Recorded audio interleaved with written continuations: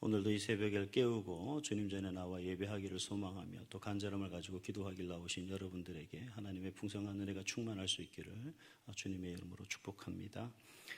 우리가 올 한 주간 동안 레위기서 13장과 14장을 통해서 이 나병, 즉 차라트라는 그 질병에 대해서 또 함께 살펴보고 있습니다.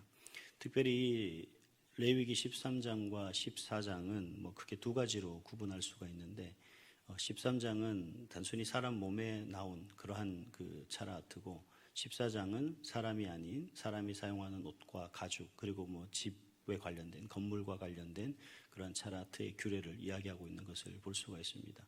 그래서 13장에는 사람의 몸에 나타나게 되는 7가지 그러한 차라트의 사례들을 언급하면서 또 규정들에 대해서 말씀하고 계시고 특별히 오늘 이 시간 우리가 읽은 14장 33절 이후의 모든 내용들은 결국 그 차라트가 건물에 나타났을 때 우리가 그러한 부분들에 대해서 어떻게 정해서 나아가야 할지에 대한 규례들로 말씀하고 있습니다. 그래서 이 13장에서 14장을 통해서 우리가 눈여겨보아야 될 점이 한 3가지 정도가 있는데 먼저는 뭐냐면 제사장의 역할입니다. 이 나병이 즉 차라트가 발병했을 때 제사장의 역할이 아주 중요하다라는 것을 우리가 13장과 14장을 통해서 충분히 알 수가 있는데 어떤 의심스러운 증상을 가진 사람이나 물건들이 나타났을 때 그것이 사람이나 물건을 부정하게 하는지의 여부를 결정하는 사람이 바로 제사장이고 또 그 역할이 제사장의 역할이죠. 그런데 여기서 나타나 있는 제사장의 역할이 어떤 의사로서의 행세하는 모습이 아니라 단순히 그 사람이 정하냐 부정하냐를 통해서 성소와 그리고 공회 앞에 포함될 수 있느냐 아니면 더 이상 공회나 성소를 오염시키면 안 된다라는 그런 판단을 통해서 분리하도록 하는 그런 역할을 하게 됩니다. 다시 말하면 제사장은 정결한지 부정한지를 선고함으로써 어떤 사람의 위상을 바꾸거나 확증하는 것이 바로 제사장의 역할이다라고 그렇게 할 수가 있겠죠. 그래서 이 차라트가 발생했다 하면 제사장은 그 누구보다도 많은 수고를 통해서 정한지 부정한지를 결정하고 선고하는 그런 일을 감당하는 것을 볼 수가 있었고요. 또 한 가지는 뭐냐면 철저하게 검사를 하고 있다라는 겁니다. 특히 오늘 본문에서도 우리가 봤듯이 건물에 대해서 나타났을 때 오랜 시간 동안 살펴보고 그리고 진단을 하게 되죠. 물론 이제 이 건물이 가지고 있는 가치의 특성상 아마 건물을 부수고 다시 짓는 경우를 생각한다면 많은 재산이 소요되거나 필요하게 되기 때문에 그와 같은 결정을 할 수도 있었다라고 할 수가 있겠지만 전반적인 이 차라트에 대한 발병과 그리고 그것에 대한 기준 그리고 선고는 한 사람의 위상과 또 그 사람들이 가지고 있는 재산의 가치 속에서 아주 검증되어 조심스럽고 면밀하게 살핀 후에 결정하게 된다라는 것을 볼 수가 있습니다. 그리고 마지막으로 오늘 우리가 읽은 본문 속에서 나타나 있는 이 차라트의 발생, 즉 건물에 대한 발생에 대해서 좀 특별하게 다른 여러 가지 규례들과 좀 다른 모습들이 있는데 그동안의 모든 그 질병과 규례들은 언제 그 규례를 실시해야 되는지에 대해서 명시하지 않습니다. 다시 말하면 하나님의 말씀하신 것 더불어서 동시에 그 법이 발효되는 이제 효과를 내는 그런 모습들이 있었다면 이 건물에 대해서 발효되는 그 규례는 가나안 땅에 입성해서부터 시작되는 그러한 규례다라고 그렇게 말씀을 드릴 수가 있습니다.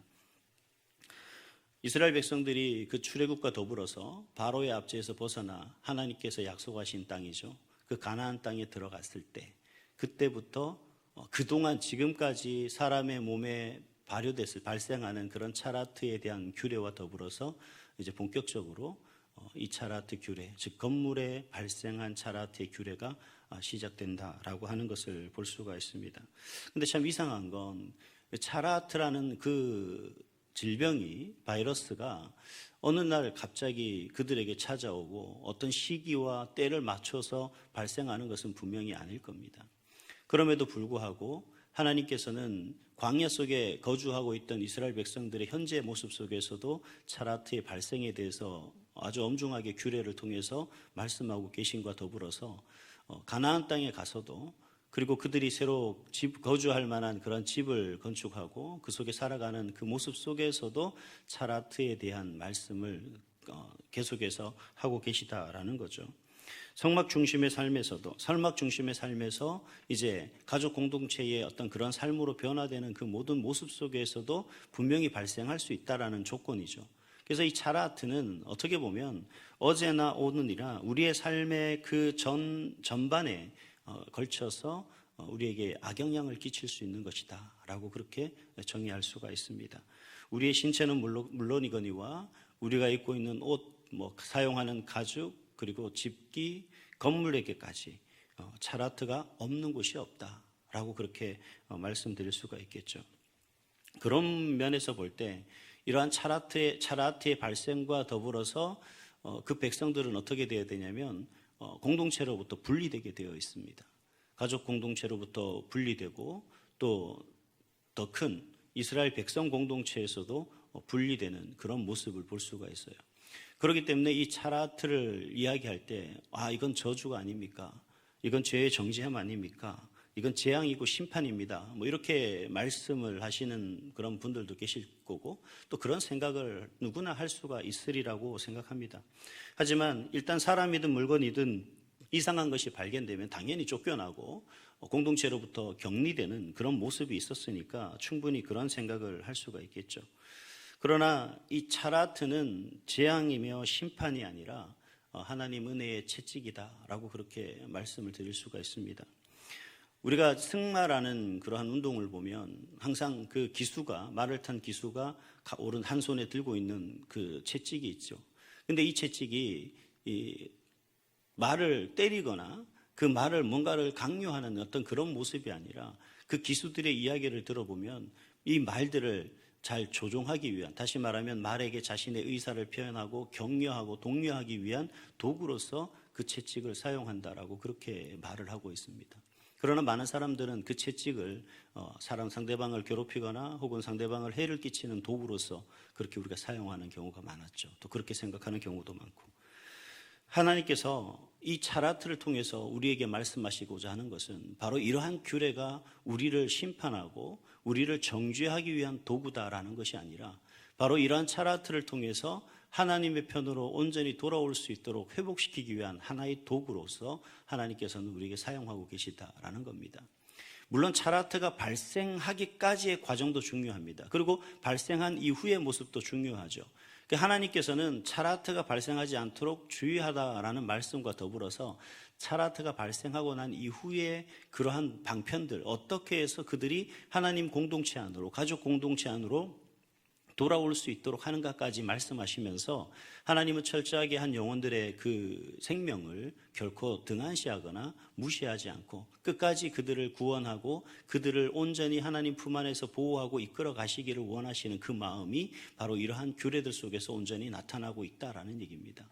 그렇기 때문에 이 차라트는 우리 가운데 어떤 죄의 심판이나 재앙이 아니라 하나님이 우리를 이끄시고 인도하시기 위해서 또 우리가 우리 자신을 온전히 살피게 하는 하나님 은혜의 도구다라고 그렇게 말씀드릴 수가 있는 겁니다.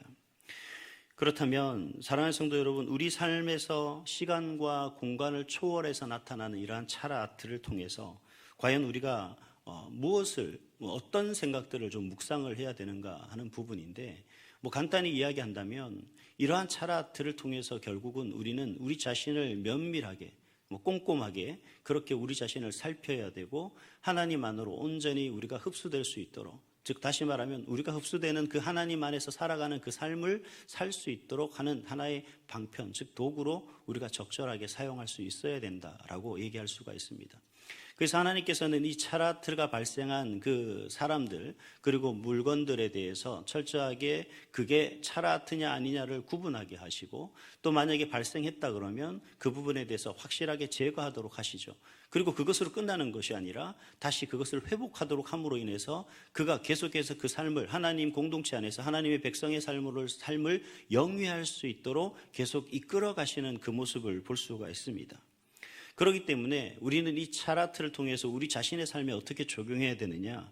이 차라트는 구약 이스라엘 백성들은 하나님 앞에 정결 의식을 통해서 그들은 자신들의 그 정결함으로 회복했을 때 하나님 안으로 다시 들어갔듯이 이제는 오늘날 우리는 우리 예수 그리스도 보혈의 피로 말미암아서 그러한 우리의 차라트, 우리 가운데 발생한 차라트는 우리가 씻을 수가 있고 또 우리가 그 차라트를 통해서 하나님 앞에 온전히 나갈 수 있는 방법은 예배다라고 그렇게 말씀을 할 수가 있습니다.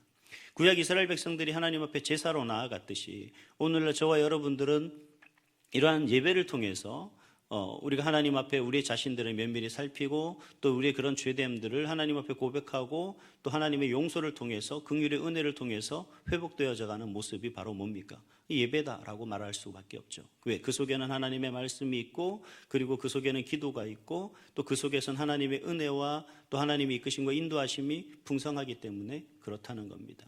이 예배라는 것을 좀 더 풀어서 이야기한다면 우리가 하나님 안에서 말씀과 기도로 항상 우리 자신 속에서 이 차라트가 발생하고 있는지 없는지를 살필 수 있는 하나의 도구로서 하나님 은혜의 방편으로서 우리는 사용해야 되는 것이고 그리고 우리 마음속에 우리 생각 속에 우리 삶 속에 이 차라트가 발생했을 때 우리는 바로 이 말씀과 기도를 통해서 하나님 앞으로 회복할 수 있는 그런 은혜의 통로가 될 수 있다는 거죠. 구약 이스라엘 백성들이 제사라는 그러한 방법을 통해서 하나님 구원의 은혜의 통로를 그 통로로서 사용했다면 오늘날 우리는 이 예배를 통해서 하나님 구원의 은혜의 그러한 통로로 나아갈 수 있는 귀한 하나님의 은혜가 될 수 있고 또 귀한 통로로서 우리는 그 통로를 통해 하나님 영광의 자리에 함께 나아갈 수 있는 그런 은혜를 우리에게 베풀어 주시고 계시다라고 할 수가 있는 겁니다. 그래서 우리가 이 말씀과 기도가 우리 가운데 왜 필요하느냐? 특별히 그동안 이야기했듯이 결국 우리 삶에서 우리가 하나님의 거룩한 백성으로서 살아가기 위해 가장 합당한 모습을 찾기 위한 도구가 바로 말씀과 기도라고 할 수가 있고 또 우리 교회가 또 2022년 한 해 동안 주님과 동행하자라는 그런 표어 속에서 어떻게 우리가 주님과 동행할 수가 있느냐. 바로 이렇게 우리 자신의 우리 가운데 발생한 이 차라트를 우리가 말씀과 기도로 살피는 것이 주님과 동행하는 삶이며 그러한 차라트로부터 회복되는 것이 바로 주님과 동행하는 삶이기 때문에 우리는 이러한 말씀과 기도를 우리 가운데 늘 함께 할 수 있어야 된다. 그래서 예배가 회복될 때 그리고 말씀과 기도가 회복될 때 우리는 진정한 하나님의 자녀로 하나님의 백성으로 주님과 동행하는 삶으로 회복할 수 있고 그 하나님의 은혜 가운데 우리가 하나님과 더불어 크신 그 영광의 자리를 영위할 수가 있는 것이다 라고 할 수가 있겠습니다. 바라기는 오늘 우리가 이 말씀과 기도를 통해서 여러분과 여러분 가정을 온전히 잘 면밀히 꼼꼼히 살피는 그러한 은혜가 있기를 소망하며 또 그 하나님의 말씀과 기도를 통해서 다시 우리 가운데 발생한 그 차라트를 발견한다면 바로 우리가 회복할 수 있는 귀한 하나님의 은혜의 도구이며 통로라는 사실을 기억하시고 회복하고 주님과 동행하는 그리고 저와 여러분 가정 될 수 있기를 주님의 이름으로 축복합니다. 기도하겠습니다.